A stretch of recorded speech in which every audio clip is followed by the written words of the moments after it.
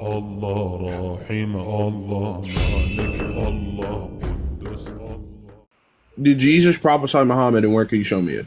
Of course, he prophesied the Prophet Muhammad.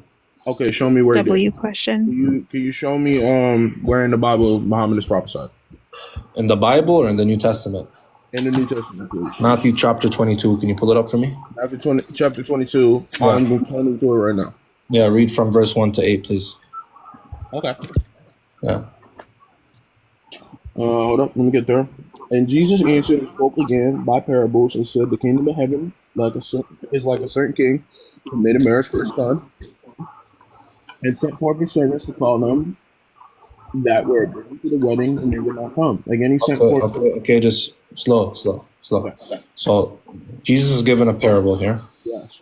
Okay. Saying, "Tell them He says the kingdom of heaven is like this. So he's telling us a parable about the kingdom of heaven.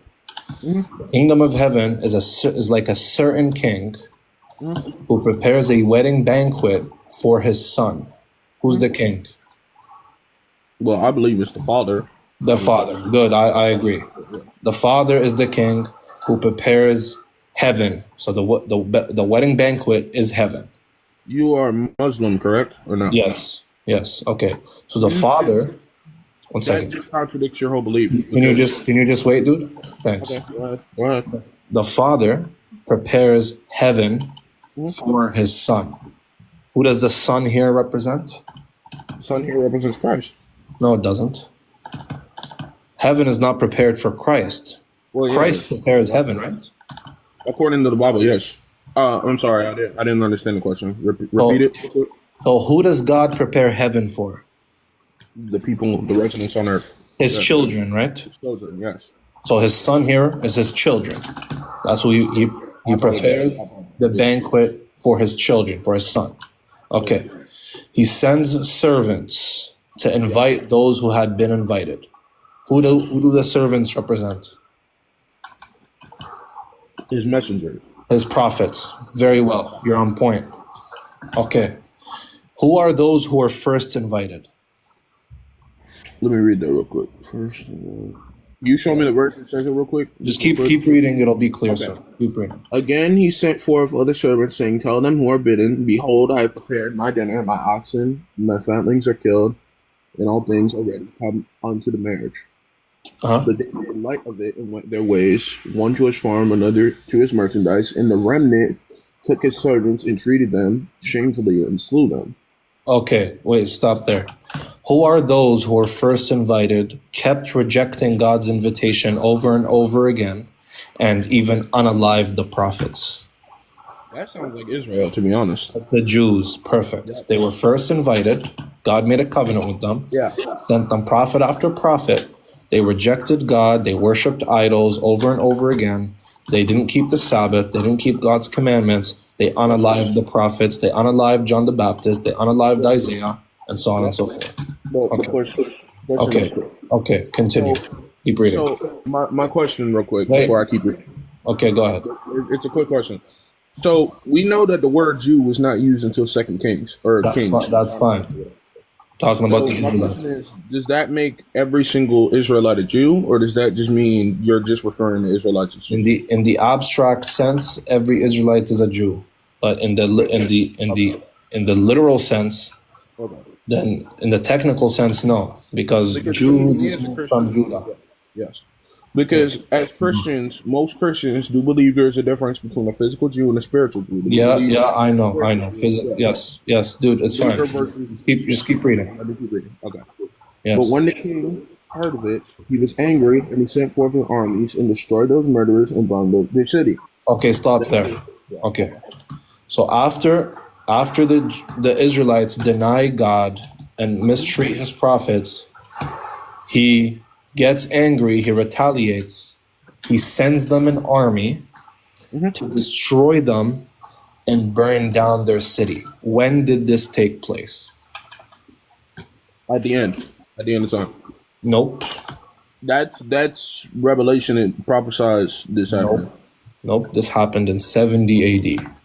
No, I agree this, but this is Christian theology, or at least what I've learned, actually shows this parable as You're gonna know why. Read verse 8. Then saith he to his servants, the wedding is ready, but they who were bidden were not worthy. Yep. Then keep reading. Go therefore into the highways, and as many as ye shall find, bid to the marriage. Okay. So God invites the Gentiles now, right? Yes. Okay. So the destruction of the city Uh-huh. happens before the invitation to the Gentiles, correct? Yes. Okay. When did this happen? I'm not When was the city of the Jews destroyed and burnt down? When was Jerusalem burnt down to the ground? that And you when- gotta tell me, because I don't remember. 70 AD.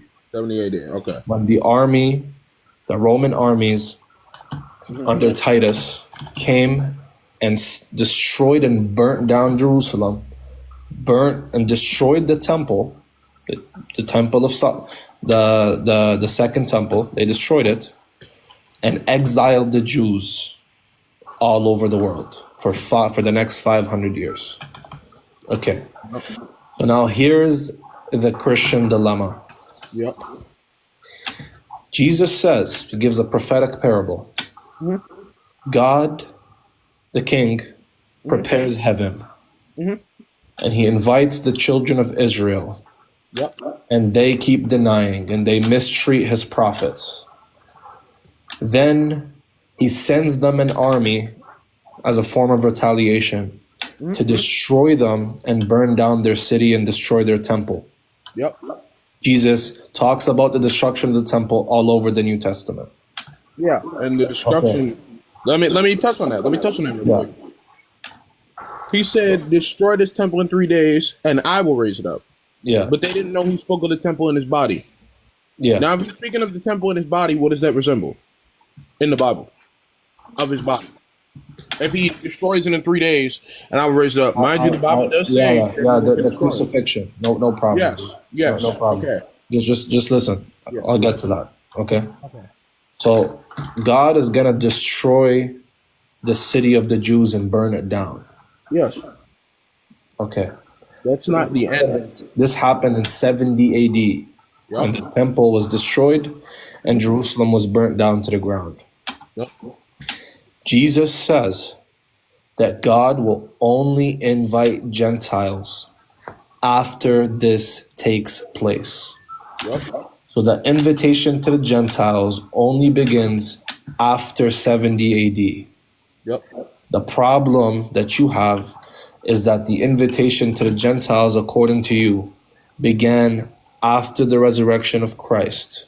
No. Christ gave the Great Commission in Matthew 28, go ye and baptize all the nations in the name of the Father, the Son, and the Holy Spirit. And with the coming of Paul, who was a messenger to the Gentiles, okay, Paul was active, let's say, as early as 50, Yep. or as early as 45, and he was preaching to the Gentiles. So can you please reconcile how Jesus says the Gentiles will only be invited after 70, yet Christianity claims that the Gentiles were invited before I 70? can reconcile right now. Let me answer. Go ahead. So we believe when Jesus died, that for 3 days, the 3 days he was in the grave, he went down to Hades. That is where he ministered to souls that were righteous, so that the Gentiles and the righteous Jews, all of them, could accept salvation. That is our theology. Was that before 70 AD or after 70 AD? Huh? Even if it was before or after, that's what. Yeah, no, it's not even. The prophecy in Matthew 22 makes it very clear. The invitation to the Gentiles will only happen after 70 AD. Does it say after 70 AD or does it say Yes. after? Okay. After the destruction, it will happen. So the destruction happened before or after Jesus' death? It happened after Jesus' death in 70 AD. Jesus died in 33, so it happened after he died. So the only person who fits this is the Prophet Muhammad, who came after 70 AD, who invited the Gentiles and the Jews and was a mercy to mankind after 70 AD. And he himself claims to be this servant who invites to God's banquet. I don't agree that this prophecy is about Muhammad. Okay, well, you have to refute it. You saying I don't agree is not sufficient. Okay. So go ahead and refute it. Well, it talks about the kingdom of heaven, right? And then if you look at Revelation, I don't know exactly where, because I just woke up. So I would have to get notes for a debate like this. The Revelations doesn't save you. No, but of course not. But the point is, it talks about a feast in heaven. It's also now it doesn't refute the 70 year. It doesn't refute that. No, but you're asking me about this. Okay, so again, Jesus prophesizes that the Gentiles will be only invited after 70 AD. How could you reconcile that with Christianity?